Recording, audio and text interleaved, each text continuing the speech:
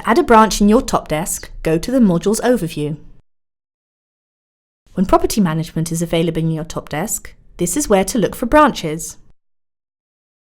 When Property Management isn't available, branches are located in Supporting Files.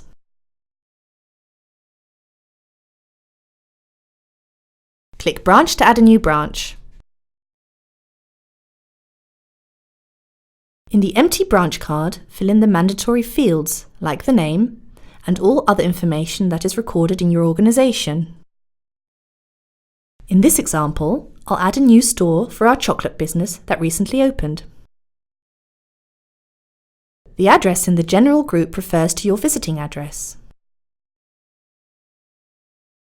If needed, provide an email address and website URL for the branch too.